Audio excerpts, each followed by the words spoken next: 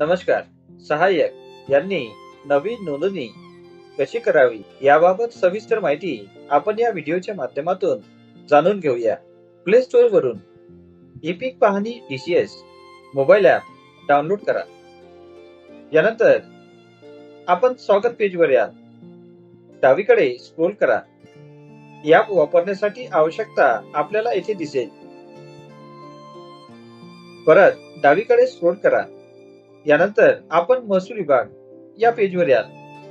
सुरुवातीला आपला महसूल विभाग ड्रॉप डाउन मेनू मधून निवडा व हिरव्या बाणाच्या बटनवर क्लिक करा. यानंतर आपण लॉग इन पद्धत निवडा या पेजवर या. येथे इतर या बटनवर क्लिक करा. त्यानंतर आपण लॉग इन पद्धत निवडा या पेजवर या. यामध्ये सहाय्यक म्हणून लॉग इन करा यावर क्लिक करा. सहाय्यक म्हणून नवीन नोंदणी करा यावर क्लिक करा. पहिले नाव, आडनाव, मोबाईल नंबर व ईमेल आयडी नमूद करा. पुढे जा या बटनवर क्लिक करा. आपण सहाय्यक म्हणून नवीन नोंदणी करा या पेजवर या. नोंदणी करत असलेल्या मोबाईल नंबरवर पाठविलेला सांकेतांक येथे प्रविष्ट करा. ईमेल आयडी चौकटीमध्ये मोबाईल क्रमांकावर पाठविलेला सेम सांकेतांक प्रविष्ट करा व पुढे जा यावर क्लिक करा. आधार नंबर प्रविष्ट करा व पुढे जा यावर क्लिक करा. नोंदणीकृत मोबाईल क्रमांकावर पाठविलेला सेम सांकेतांक येथे प्रविष्ट करा. महत्वाचे, आधार क्रमांक बंधनकारक नसल्याने तुम्ही आधार क्रमांक न नमूद करता पुढे जाऊ शकता. यानंतर आपल्याला हवा असलेला पासवर्ड प्रविष्ट करा. पासवर्ड पुन्हा प्रविष्ट करा व पुढे जा यावर क्लिक करा.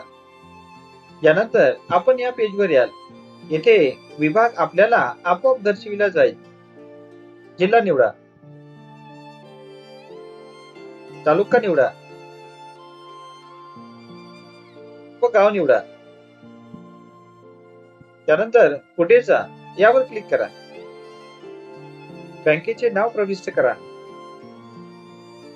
शाखा कोड प्रविष्ट करा. IFSC कोड नमूद करा. बँकेचे खाते क्रमांक प्रविष्ट करा व पुढे जा या बटनवर क्लिक करा. बँक खाते क्रमांक प्रविष्ट करणे अत्यंत महत्वाचे आहे, अन्यथा आपल्याला पैसे प्राप्त होणार नाही याची दक्षता घ्यावी. यानंतर तलाठी यांच्याकडे मान्यतेसाठी प्रलंबित आहे असा संदेश आपल्याला दिसेल व तलाठी यांच्या मान्यतेनंतर तुम्ही लॉग इन करू शकता. यानंतर शासन निर्णय म्हणजे GR व सहाय्यक यांची जबाबदारी प्रक्रिया आपण जाणून घेऊया.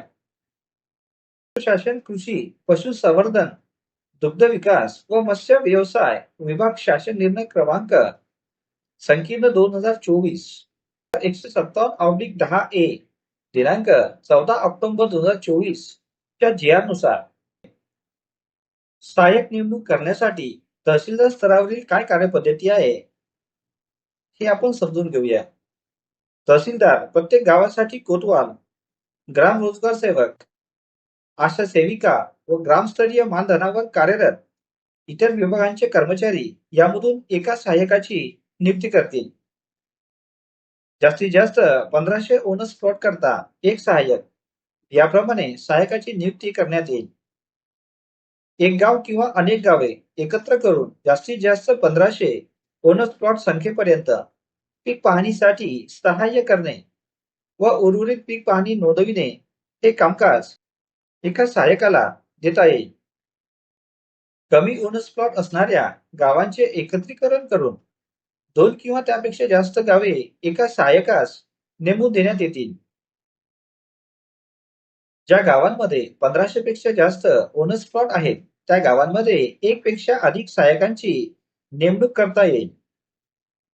कोणत्याही परिस्थितीमध्ये एका सहाय्यकाकडे 1500 ओनस प्लॉट पेक्षा जास्त ओनस प्लॉटचे कामकाज देता येणार नाही. सहाय्यक नेमणूक केल्यानंतर सहाय्यक म्हणून काम करण्यासाठी संबंधित कर्मचारी डिजिटल क्रॉप सर्व्हे म्हणजेच DCS मोबाईल ऍप मधून नोंदणी करतील. सहाय्यक नोंदणीस तलाठी व त्यांच्या वेब पोर्टल मधून मंजुरी देतील व त्यानंतरच सहाय्यक मोबाईल ऍपद्वारे पीक पाहणी नोंदवू शकतील. यानंतर सहाय्यकाची जबाबदारी आपण समजावून घेऊया. सहाय्यक हा शेतकरी स्तरावरील पीक पाहणी कालावधीमध्ये शेतकऱ्यांना पीक पाहणीसाठी मदत करेल. त्यांना येणाऱ्या अडचणी सोडवेल. शेतकरी स्तरावरून किमान 80% पीक पाहणी पूर्ण होईल याची खात्री करेल. शेतकरी स्तरावरील पीक पाहणी कालावधी संपल्यावर उर्वरित खातेदारांची पीक पाहणी ही पीक पाहणी DCS मोबाईल ऍप मधून त्यांचे लॉगिनने पूर्ण करणे इत्यादी जबाबदाऱ्या पार पाडेल.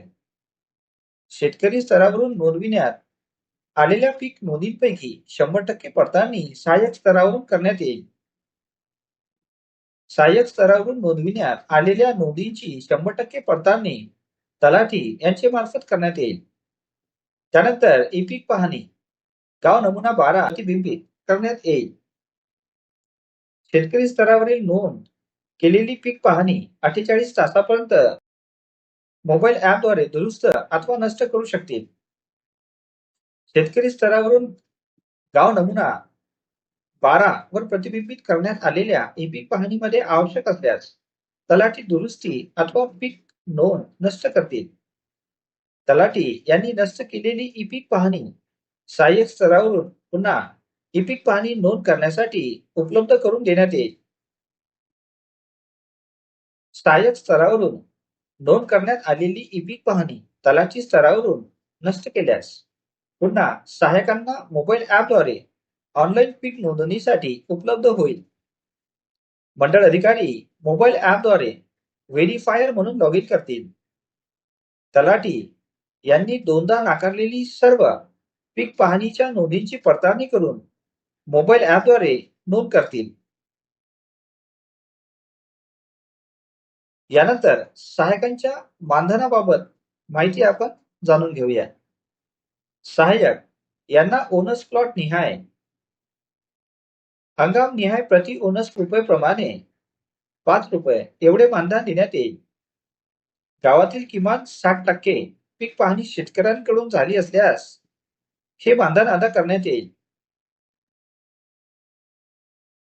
सहाय्यक यांचे मानधन हे तहसीलदार स्तरावरून सहाय्यक यांनी मोबाईल ऍपमध्ये नोंदणी करतेवेळी दिलेल्या बँक खात्यांच्या माहितीनुसार त्यांच्या बँक खात्यावर ऑनलाईन पद्धतीने म्हणजेच हंगाम संपल्यावर जमा करण्यात येईल याची नोंद घ्यावी. धन्यवाद.